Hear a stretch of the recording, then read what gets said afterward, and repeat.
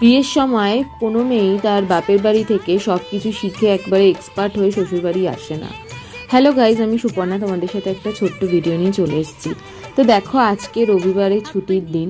তো ছুটির দিন হলেও অনেক কিছু কাজ আজকে আমাদের রোববারের দিনে করতে হয়, রোববারের দিনে থাকে।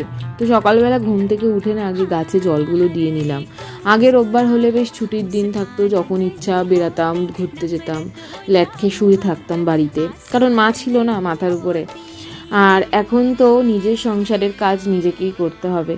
তো দেখো, সকালবেলা ঘুম থেকে উঠে আমরা বাজারে বেরিয়ে গেলাম, কারণ এই একটা দিনই বাজার করি, কারণ সারা সপ্তাহ সবাই সবার কাজে, অফিসের কাজে অনেকটাই ব্যস্ত থাকে। তো সেখানে দাঁড়িয়ে ডেলি ডেলি বাজারে যাওয়া আমাদের পক্ষে, কারোর পক্ষেই সম্ভব নয়। তো সকাল সকাল বাজারে গিয়ে মোটামুটি এক সপ্তাহের বাজার আমাদের যা যা করার সেগুলো করে নিয়ে তারপরে বাইরে যেহেতু বেরিয়েছি, তো ভাবলাম ব্রেকফাস্ট আজকের বাইরেই করে নিই।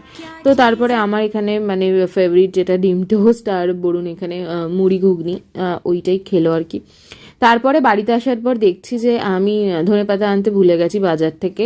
আর এটা আমার খুব ফেভারিট একটা জিনিস, যেটা আমি অনেক কিছু রান্নাতেই দিই। তো তারপরে আবার পাড়া থেকে যাচ্ছিলো গাড়িতে করে, ওখান থেকে নিয়ে নিলাম। তারপরে ঘর দুয়ার সমস্ত কিছু সুন্দর করে গুছিয়ে পরিষ্কার টরিষ্কার করে তারপরে চলে এলাম রান্না করতে। তো দেখো কী কী বাজার থেকে নিয়েছি। এখানে কিছু কাতলা মাছ নিয়েছি, এখানে নিয়েছি আমার সব থেকে ফেভারিট, ঠিক আছে, আর বর্ষাকালে এলেই খাওয়ার সুযোগ হয়, সেটা লোটে মাছ।